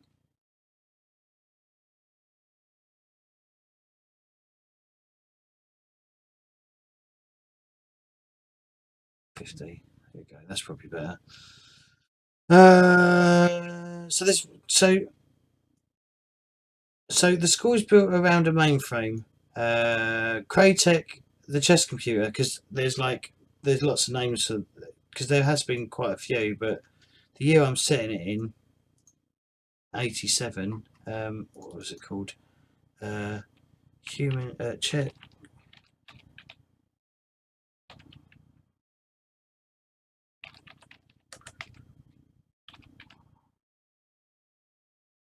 Save that robot picture before you forget. Oh, good idea.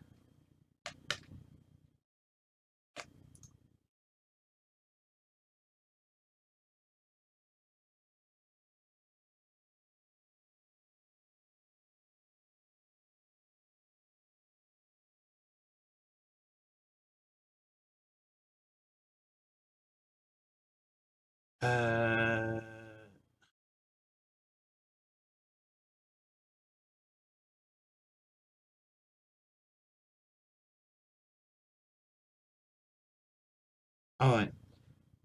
Okay. So I took Cray and then Tech. So I combined these two. So in 1981, Cray Blitz scored 5-0 in the Mississippi State Champion in round 4. He defeated whoever, to become the first computer to beat a master in tournament play and the first computer to gain a mastery rating.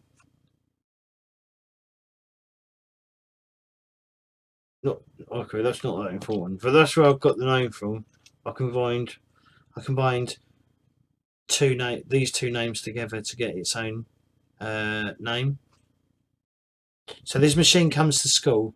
There's obviously a lot of excitement over the fact that this computer. Not everyone's excited. Obviously, the jocks aren't that excited by a fucking chess computer, but all the nerds and the geeks are all really, and intelligent people are all really like hyped about it, and even probably more normal kids. There's such thing as mundane, I guess, kids all interested in it as well. So there's a mass influx of people in the chess classes or after school chess clubs and stuff. And then and then the end, it ends with like, but I don't know if I want it to be, I don't know if I want that to be like part of an actual, I don't know if that I don't know if I want it to be part of the actual like mystery itself, or whether I want it to be like a mundane thing that happens and suddenly the computer, it loses and then it uploads itself to the mainframe, and then it starts, and then the proper plot starts ticking over. Does that make any sense, what I'm doing? So you're saying in this mystery that you're writing, this episode, the first clue is that the robot stops working after it loses because it's uploading itself. Yeah. So the kids have to go and figure out why it stopped working. So maybe the kids have joined like a computer club because they're trying to help their friend, and then the computer club is working on fixing the chess computer. Well, the idea, the actual idea is that there is just another mystery going on, but this is just feels like something mundane. So the chess computer isn't the mystery itself. It's just something that it's just like mundane. So you're saying it's a second layer to another episode. Mm-hmm. So it's a clue that happens during that episode that is not a clue for the mystery of that episode. It's a clue that the kids pick up and apply to an overarching mystery. Yes. Yes. Okay.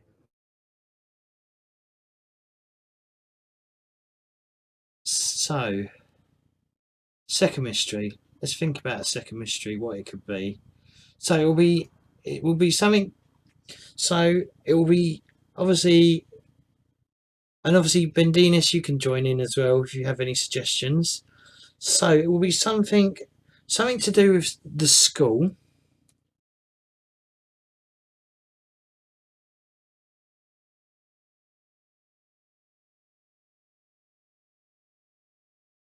It will have to be something to do with like a new term. You know, the news, maybe, you know, some of the, you know, especially for the like kids who've gone up to it this year or whatever, or whether, you know, because one of the players might be a really intelligent, like 10-year-old who's been pushed forward so many years because of how intelligent they are. Does that happen in America? Yeah, sure. Is 3 years too much? No, it happens. It's just very rare. Okay. Let's think about what it could be. What if it's about the janitor and the janitor's kid? I think I'd like that to happen a bit. Uh, maybe, but I sort of wanted it a bit later on, a bit further down the. What down, if? So you have a in this mystery, it's the mystery of this episode. You've got a clue to the main overarching mystery. You could also insert a clue into that mystery, which is a smaller arc mystery related to this kid and the janitor. So maybe your clue toward that mystery in this episode is that that kid is hanging out with them, and they know that there's something weird about the kid's parents. Well, the thing is, the idea is the janitor is the dad, but the dad hasn't. Yes. The mother doesn't let the dad see the child. Right. So he's got, perhaps in his like janitor closet, he's got loads of he's got pictures of her and stuff like that. And wherever he, for some reason, whenever he leaves, like, if the kids see him leave an area, something happens. Like maybe a little fire breaks out in the janitor closet.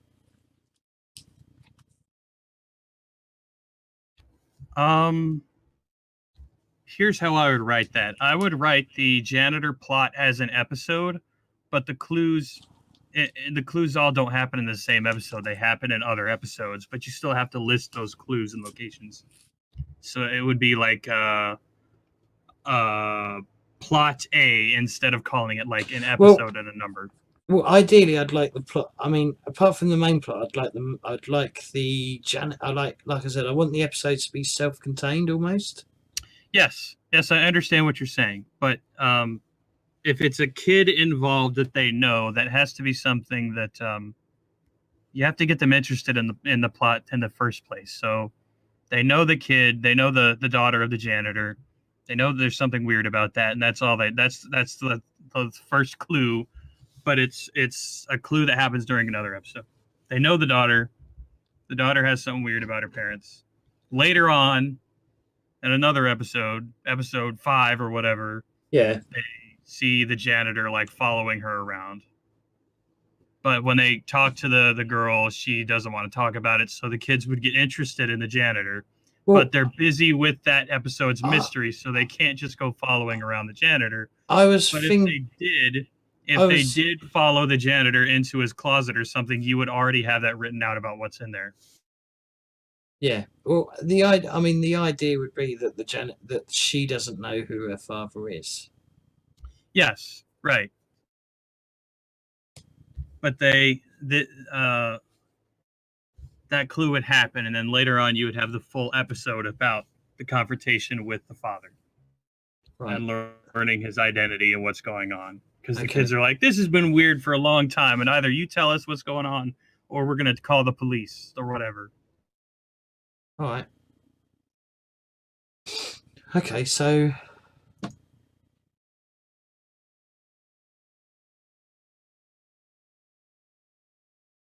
let's think episode 2.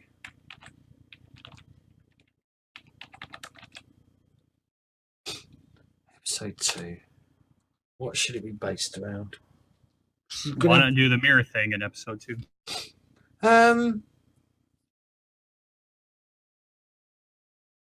Sure. Well, let's say that episode 2 is right before school's going to begin. So episode 3 would be the assembly thing and the introduction of the robot. Well, so then you would build that would contribute to your mirror idea, because it's like a kid ritual that right before school starts, you have your like the dare of the summer where everyone's nervous about school, so they start being shitty to each other, and then it's the oh, I heard this house is haunted, and if you go in there and do the Bloody Mary thing, this happens. And that's your episode, is the mirror. But it contributes to the timeline of this is right before school starts, so that's why kids are being shitty to each other about this. Okay. Well, it could actually be the first week of the school, and people could be talking about it. Okay. So then your assembly and the robot thing happens the second week of school, episode 3. Or it could happen on episode 2. Yes, or it could happen during this episode, and that's your first clue about the computer during this episode. Mm-hmm. Okay. No? No, I get you. Episode 2, the mirror, and then you'd have your locations and clues for this mystery, but also the clue about the computer on the side.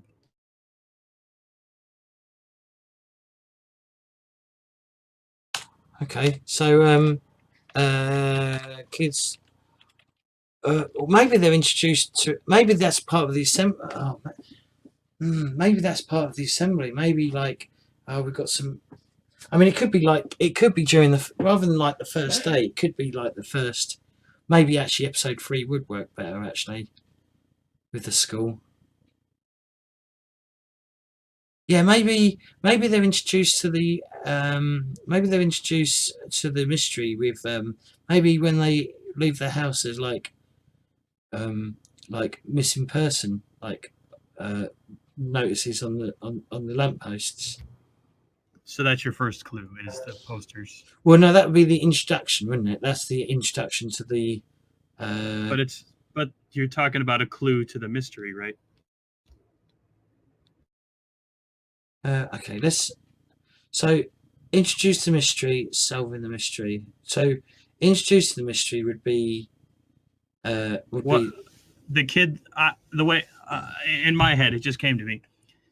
The introduction is they're going to go hang out, but this one friend is missing. And then clue A is a few days later there's wanted or missing persons posters. Well, wouldn't they go speak to? I mean, if they're missing, wouldn't they go speak to the parents? And then there's a cop car outside. Is that what you do when you're a kid? You immediately go talk to a kid's parents? I don't know. I lived in the UK, so things were kind of different. I grew up in the 80s I grew up in the 80s of the UK. I mean, no one went missing. I mean, I didn't know anyone who went missing though. I mean, when something happened to a kid in my life, I didn't just go start talking to the kid's parents. Well, you'd go round to their house. You'd go to their house to see where they are. That's what I would do. Hey, where was you today? Okay, so episode introduction, they're going to go hang out at the arcade. Again? Kid isn't there. Right. They figure out the kid's missing. So clue A is they go to the house and talk to the parents, and the parents say they're missing. And they think that the kid was hanging out around that haunted house. That's your clue. Okay, sure. Haunted house. Okay.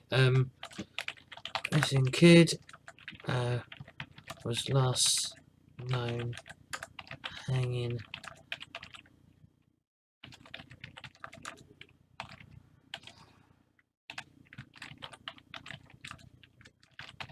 haunted house.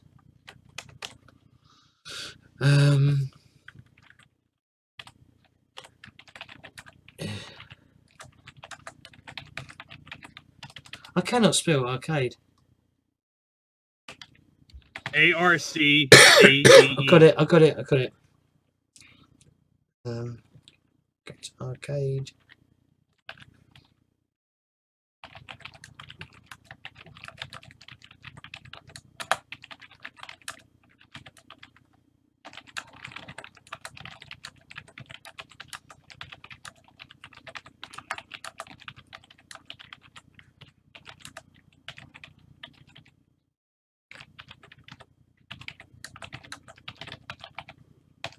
Okay.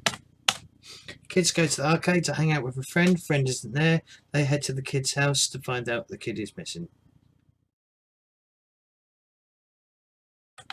The kid is missing. So what do we need? We need 3 locations. So parents' house, probably. I would say Parents. location A is the arcade because that's where your intro happened. Okay. Well, maybe there's 4 locations then. Parents' house, arcade.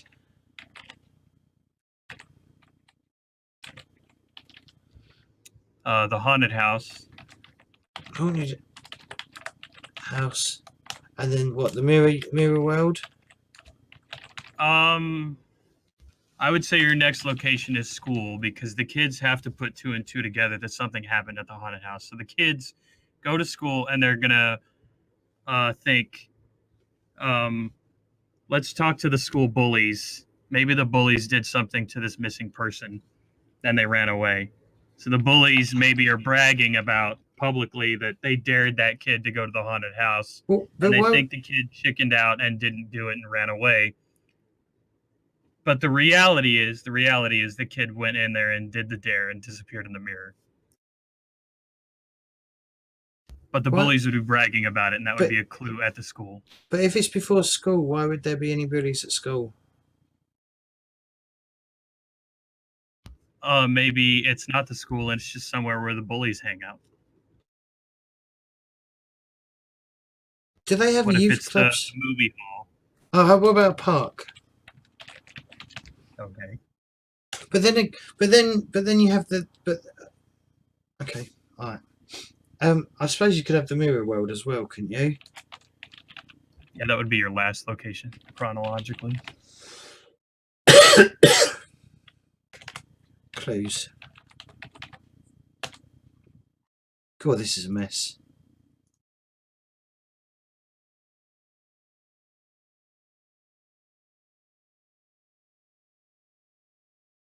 So clue A is that the parents said that they thought the kid was hanging around that haunted house.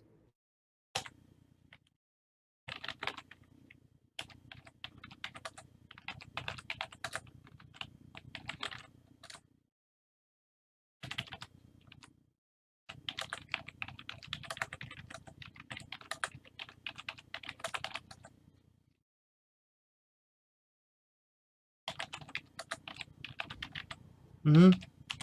So then the players will say, okay, James, what do we know about the haunted house? And you would say, well, it's a local legend that if you go in there and say the Hail Mary, Bloody Mary thing to the mirror, then you vanish.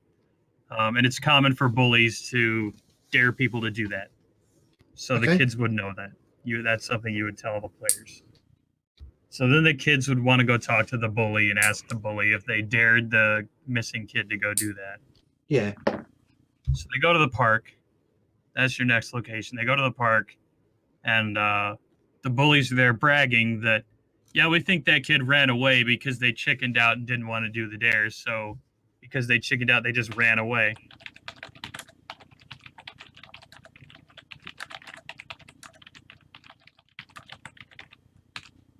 So the clue is that the bullies were involved.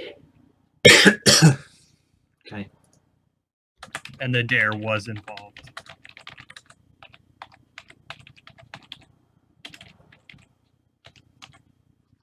And then obviously they head to the haunted house. And what? Try the mirror thing? The mirror? Sure.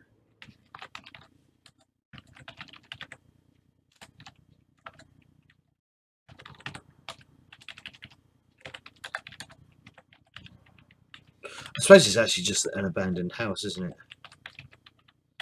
Well, to the kids, it would be haunted. But in reality, it's just a house that's above the accelerator line. So what can showdown? So the showdown will be in the mirror world, wouldn't it? Sure, the showdown is they have to pull the kid back through the mirror somehow.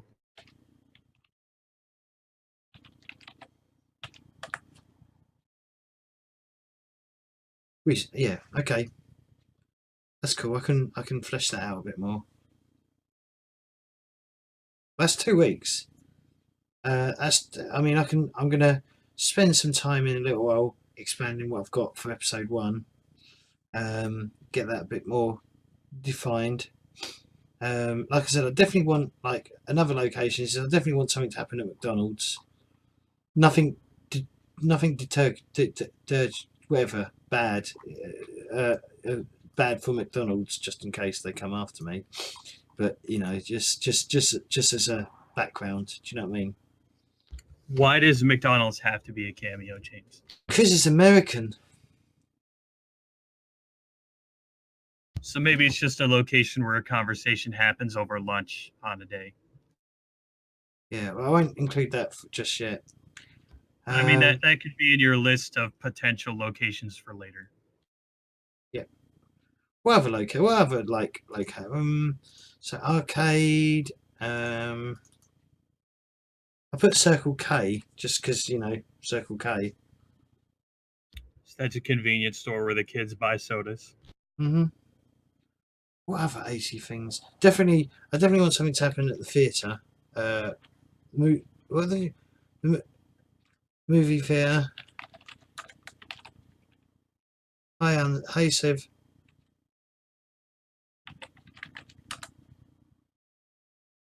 Come on. Oh, you piece of shit.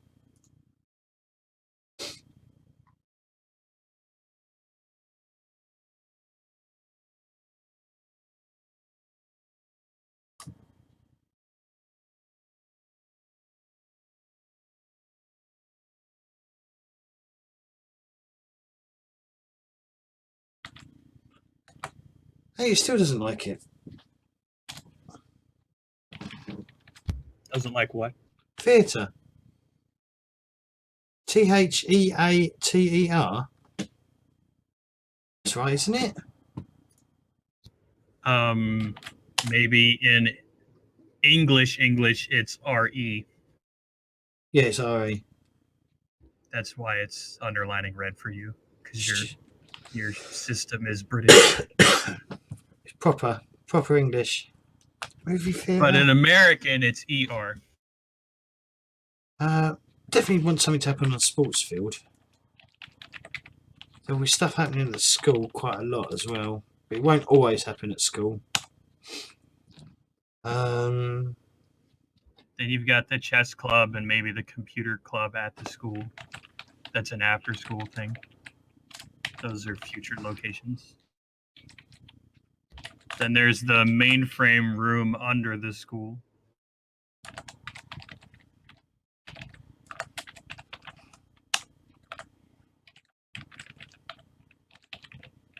Oh, and another future location is the janitor's closet.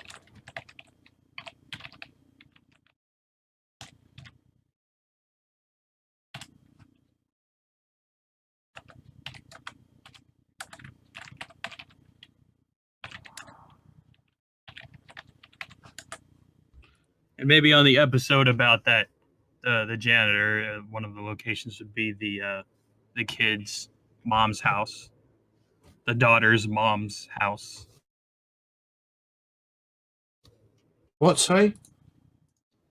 I was just saying another future location related to the janitor mystery is the daughter's mother's house, where they go and talk to the mother. Maybe hang out with the daughter after the daughter's been having a bad day or whatever. After they find out the janitor is following the daughter. But the daughter doesn't know that it's her father in disguise. What about AC things is there?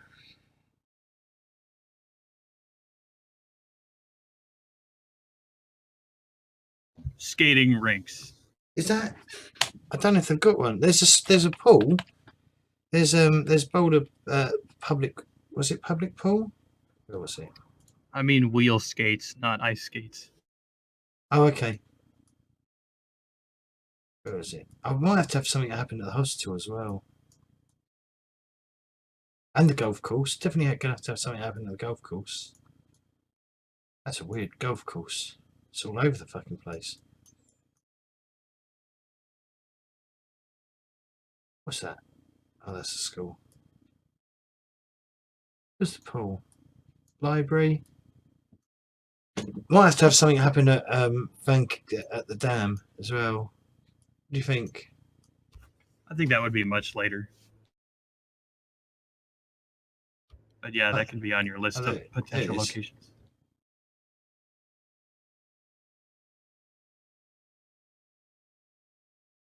Oh. Yeah, definitely. On mobile, can't see sub button. Oh. And the dam is where they become Power Rangers. Why is that?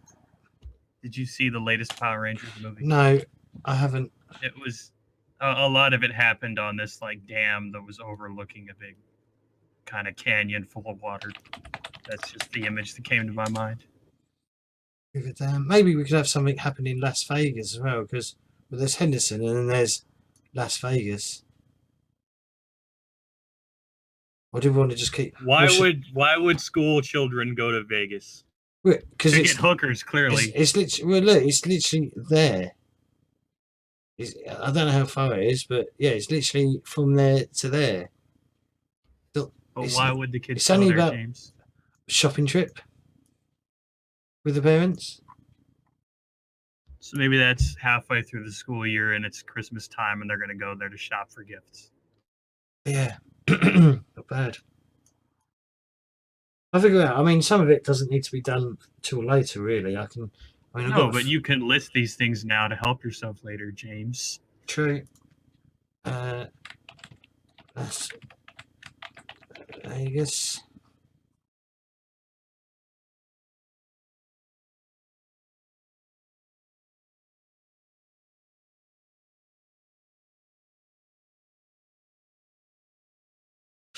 Okay, I should also look at. That's human error. The mirror.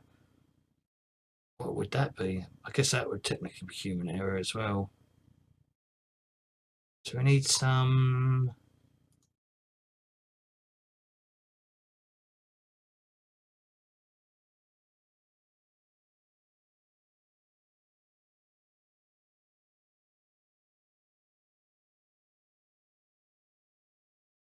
I wonder if that part of Nevada has the monsoon season. I don't know. What, rain season?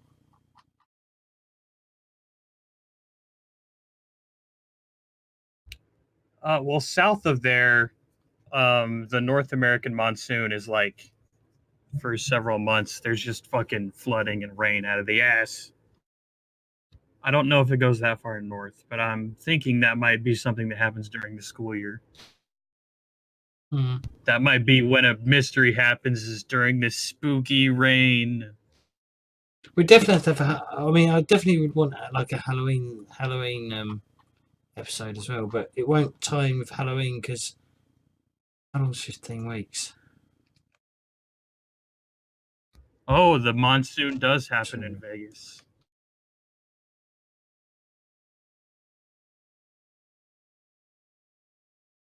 Oh.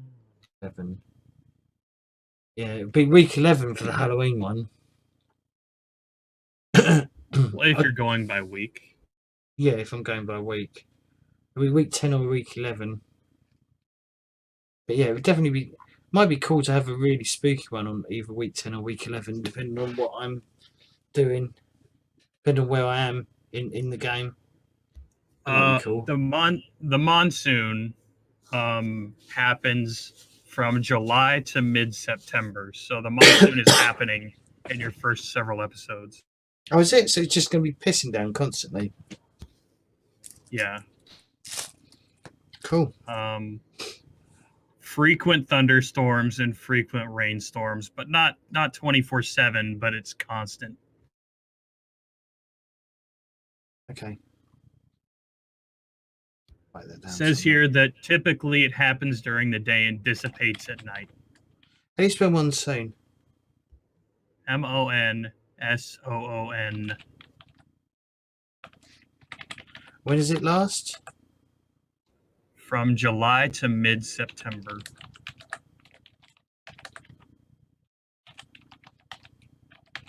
It won't be every day though, will it? most days. It's described here in this article I'm reading that during the day, when the heat comes for the desert heat starts during the day, that causes the thunderstorms to build. So it's like afternoon is when all the rain and storms are. Mm-hmm. And then at night it dissipates. So all afternoon, just fuck all rain. But it would be a warm rain though, wouldn't it? Yes. And it probably just like what evaporates as soon as it touches the hot asphalt. No, the water floods, but because it's desert, the flood doesn't get very high. It sinks into the ground and then goes off into runoff. And then at night it kind of dries up because it stays warm at night during the summer in the desert. Oh, it must get really humid then. Ugh. Only for a little while, because then by morning it's dry again. The desert in America does not hold humidity very long after a rain. Oh, okay. It all just kind of dissipates out of the air pretty quick and becomes dry again. Now, here where I live, if we have a giant fuck-ass thunderstorm, rainstorm, it will be so humid, it's like breathing water for like weeks after. Ugh. Where do you live? Sometimes it gets hard to breathe here. But I do not live in the desert. Neither do I. We generally get humid weather. Don't know. Fuck. We've had a few humid days, but not for a while. Don't know what today's been like. I barely go outside. It hasn't been hot enough for quite a while for me to put my fan on. Beginning of summer, it's fucking horrible. I had to put it on every day, my little fan. I even slept with it on. You big baby. I have my box fan on year round, day and night. Do you have aircon? Yes, day and night, You every big day. baby. It's because it's hot as fuck here. Such a baby. Hot as fuck here. Doesn't matter, baby. For most of the summer, you can cook eggs on the sidewalk. Good. That's good. Now in Vegas, you put some eggs on the sidewalk and you'll burn them after a minute. Where was I going?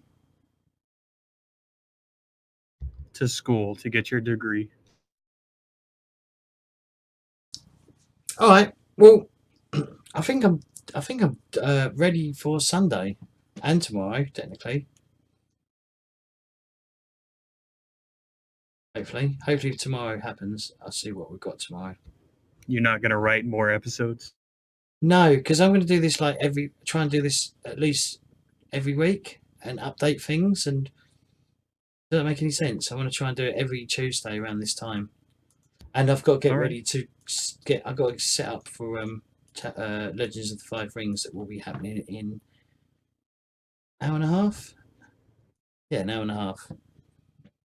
Awesome. Thanks for your help, though. You're welcome, James. Jamesy. Jimothy. Just call me James. For fuck's sake. Don't give Queen of the Lurker. Don't give Queen of the Lurkers any more ammunition to keep calling me Jamesy. Even though I ignore her whenever she says Jamesy. Jimothy. Anyway, thanks everyone for watching. We'll host band. And then come back in an hour for Legend of the Five Rings. And then come back in an hour for Legends of the Five Rings. Yeah. We'll speak to you later. Bye, everyone.